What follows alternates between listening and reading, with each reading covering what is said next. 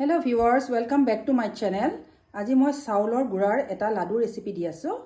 মই ইয়া brown rice লৈ লৈছো। ব্ৰাউন ৰাইসখিনি মই প্ৰথমতে ভালদৰে ধুই লম 2-3 বাৰ। ধুই লগতে ফ্ৰাই কৰিম।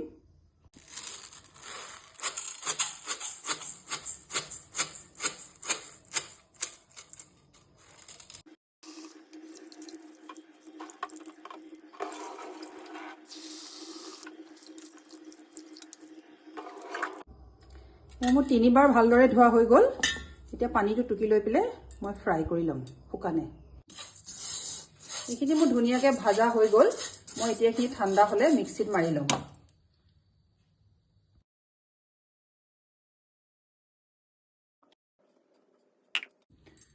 মোৰ এতিয়া এইখিনি ধুনিয়াকে মিক্সিত গুড়া কৰা হৈ গল। মই ব্ৰাউন ৰাইস লৈছো কিন্তু নৰমাল ৰাইস ললেও হ'ব।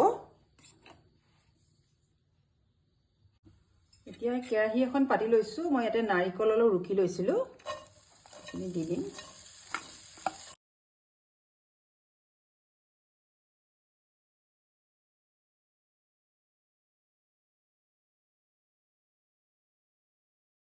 ইয়াতে মই অলপ মিঠৈ দি দিম।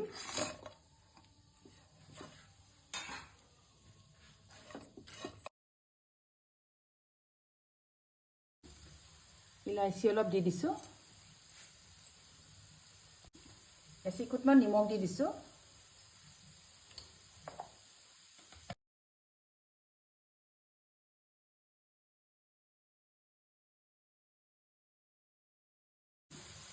এতিয়া গুড় আৰু মিঠৈখিনি ভালদৰে মিলি গৈছে। ইয়াতে মই আপোনাৰ ঘি 2 চামুচমান দি দিম।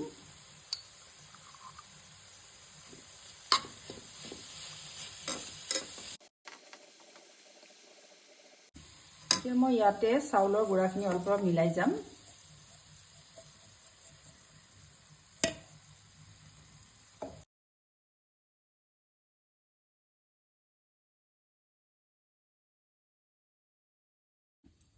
এতিয়া মোৰ হৈ গল। এতিয়া মই ঠাণ্ডা হলে লাডুখিনি বান্ধি লম।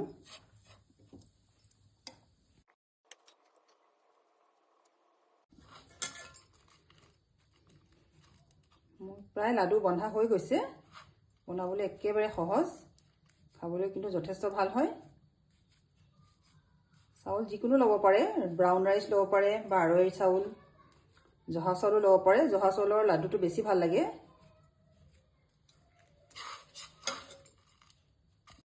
মোৰ লাডু সম্পূৰ্ণ হৈ গল। খুব ধুনীয়া হৈছে। মোৰ চাউল আছিলে আধা কেজি, নাৰিকল এটা আৰু মিঠৈ লৈছো মই 1 পোৱা। ইয়াতে আপোনালোকে ড্ৰাই ফ্ৰুটছো মিলাব পাৰে, কিন্তু মই আজি সিম্পলকে বনালো। সিম্পলকে বনালেও যথেষ্ট টেস্টি হয়। ভিডিওটো ভাল পালে লাইক কমেন্ট শ্বেয়াৰ কৰিব, সাবস্ক্ৰাইব কৰিব চেনেলটো। Thank U.